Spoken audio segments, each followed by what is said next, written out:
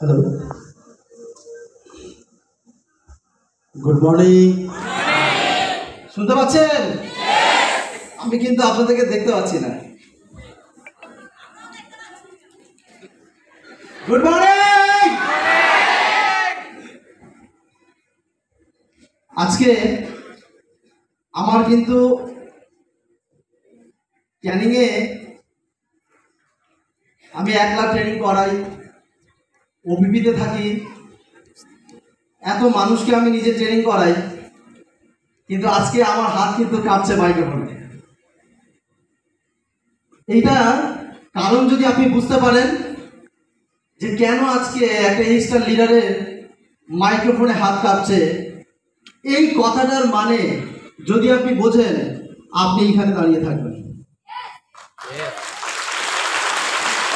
আজকে একটাই কারণে মাই ফ্রেন্ডস, টিএমসি শুরু করেছিলাম 2018 জুলাইয়ে, সেইখান থেকে আজকের এই জায়গা।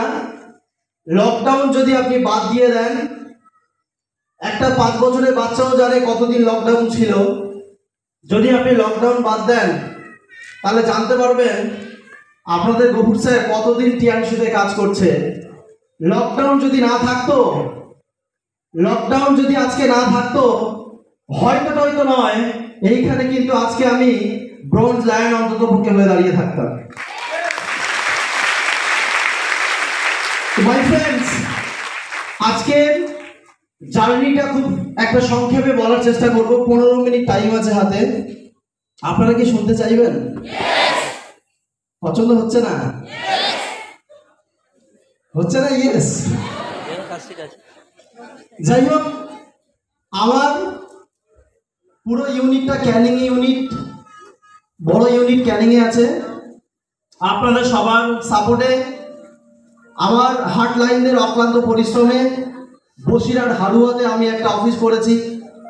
আমার হার্টলাইনদের সাপোর্টে গোসবা থানাতে আমিও একটা অফিস করেছি। এইভাবে জার্নি। আজকে আমার টিএমসি শুরুর আগে শান্তনা ম্যাম বলেছেন, এখানে কথা বলছিলেন যে টিউশনি পড়াতাম। হ্যাঁ মাই ফ্রেন্ডস, বাড়িতে সকাল 6টা থেকে 2 ঘন্টা একটা ব্যাচ পড়াতাম, আবার 2:30টার সময় বেরিয়ে যেতাম। আমার বাড়ি ছাড়া প্রায় 3-4 কিলোমিটার দূরে সাইকেল নিয়ে সেখানে এক জায়গায় আমি টিউশনি পড়াতাম। সেখানে 3টে থেকে একটা ব্যাচ পড়াতাম 5টা পর্যন্ত, 5টা থেকে একটা ব্যাচ ছেড়ে দিতাম 7টা পর্যন্ত। এইভাবেই জার্নি চলছিল। 7টার মধ্যে ওই 4 কিলোমিটার পথ অতিক্রম করে সাইকেল নিয়ে, আপনি হয়তো বিলিভ করবেন না, 15 মিনিটের মধ্যে 7টা 15তে আমাকে আরেক জায়গায় প্রাইভেট পড়াতে আসতে হতো একজনের বাড়িতে, এবং সেখানে 3টে বাচ্চা পড়তো, সেখানেও কিছু পয়সা দিত। এইভাবে আমার জার্নি চলছিল। একদিন আমার বাজারের ব্রিজের উপর থেকে আমি যখন সাইকেল নিয়ে আসি, সেই মানুষটা যিনি পাঠিয়েছিলেন উপরওয়ালা, আজকে সেই সর্বপ্রথম শুকরিয়া জানাবো সেই সৃষ্টিকর্তাকে, যিনি আমাকে মানুষ রূপে সৃষ্টি করেছেন। তিনি ওই মানুষটাকে আমার চোখে ফেলেছিলেন। ওই ব্রিজ থেকে হাজার হাজার মানুষ পার ডে যাতায়াত করতো। কি জানি ভুল করে আমার উপর কেন সেই মানুষটা নজর পড়েছিল, আর সেই মানুষটা যদি হাজার হাজার মানুষের মধ্যে আমার দিকে নজর না দিত, ক্যানিংয়ে আগুন আমি লাগাতে পারতাম না। তো মাই ফ্রেন্ডস, অনেকে এখানে আছেন, আপনারা 2 সপ্তাহ টিএনসিতে আছেন, অনেকে আছেন 10 দিন টিএনসিতে আছেন। পাহাড় মারে দেখি, ভাবি কি হয়, কি বৃত্তান্ত। আপনি এইটুকু ভাবতে কেন পারেন না? আপনি এইটুকু কেন ভাবতে পারেন না? এক্সকিউজ মি,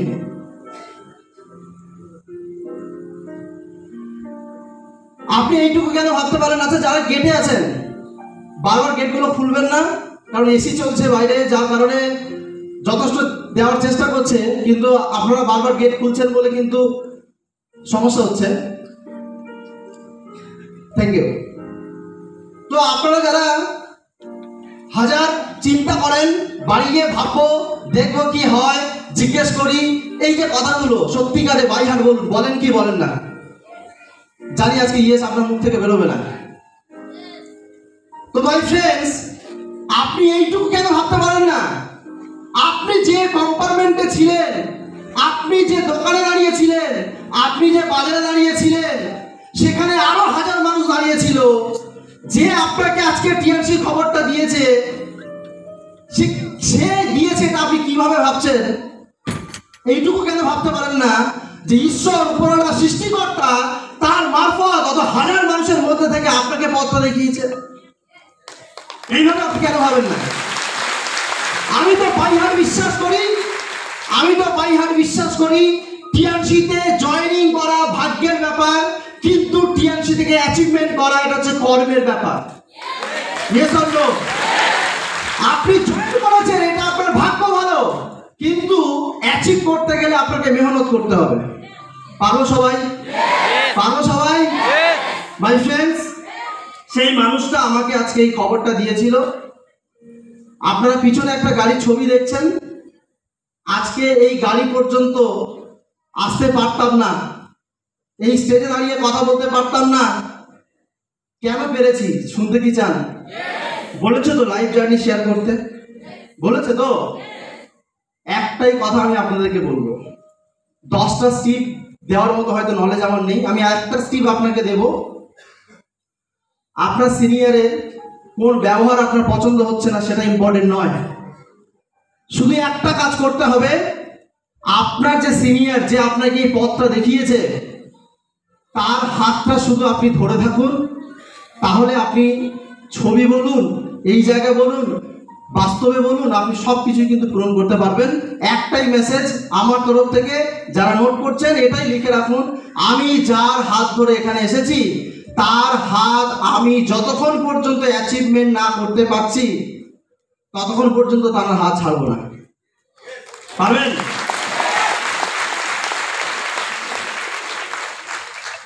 এবারে বলবো দ্বিতীয় কথা। আজকে এই জায়গাটা, এই মাইক্রোফোন ধরাটা, প্রথম যেভাবে মাইক্রোফোনটা আমার হাতে এসেছিল, আমার এখনো মনে আছে। ক্যানিংয়ে জেটিঘাটে একটা অফিস ছিল, মিস্টার শম্ভু রয়, তিনি করেছিলেন অফিসটা। সেই অফিসেই একজন মানুষ, যিনি, এটাও আমি বলি, দেখুন এটাও আমি বলি, আজকে যে মানুষটা আমাকে গড়ে এই জায়গা দাঁড় করিয়েছে নিজে হাতে, সেই মানুষটার ইউনিটে অনেক মানুষ ছিল, কিন্তু সেই মানুষটা ভুল করে কেন জানি না আমাকে চুজ করে আমাকে অ্যাঙ্কারিং শিখিয়েছে, আমাকে হেল্পার শিখিয়েছে, আমাকে বিজনেস পার্ট শিখিয়েছে। আজকে কলকাতা অডিটোরিয়ামে গলা ফাটানো আজকে সেই জায়গাটা করে দিয়েছে মিস্টার খোকন মন্ডল। বড় হাততালি হবে ওর জন্য, হাততালি হবে। এটাও বলি ভাগ্যের ব্যাপার, কেন ভাগ্যের ব্যাপার? কারণ তার টিমে অনেক মানুষ ছিল, সেই মানুষটা ভুল করে আমাকে চুজ করেছিল। তাহলে এটা কি ঈশ্বরের ইশারা মনে করবেন না? Yes or no? হ্যাঁ, মেহনত করে এখানে এসেছি অবভিয়াসলি, কিন্তু আজকে চোখ পড়েছিল, কিন্তু মানুষটা এটা ঈশ্বরের ইশারা। Yes or no? আর আপনার সিনিয়র যদি আপনাকে চুজ করে, আপনাকে সিনিয়র যদি আপনাকে অফিসে আসতে বলে, আপনার সিনিয়র যদি আপনাকে ডাকে, আপনি কি বলেন? অনেকে তো বলে তো, মানে গ্রামের ভাষা, এ মিলে ফেলে দেবে, এ না খাইয়ে শেষ করে দেবে, কতক্ষণ বসে থাকবো। মাই ফ্রেন্ডস, এইগুলো হচ্ছে লাইফ জার্নি শেয়ারিং। যে মানুষটাকে হাততালি চাইবো একটা, তিনি হচ্ছেন আমাকে পথ দেখিয়েছিল, সেই ব্রিজের উপরে আমাকে এই খবরটা দিয়েছিল, কে বলেছিল। সেই মানুষটার নাম না নিলেই নয়, আজকে একটা কারণে আসতে পারেনি, কালকে আমার সঙ্গে দেখা করেছিলাম। মিস্টার কার্তিক বিশ্বাসের জন্য অন্তর থেকে একটা হাততালি দেবে, ফাটিয়ে।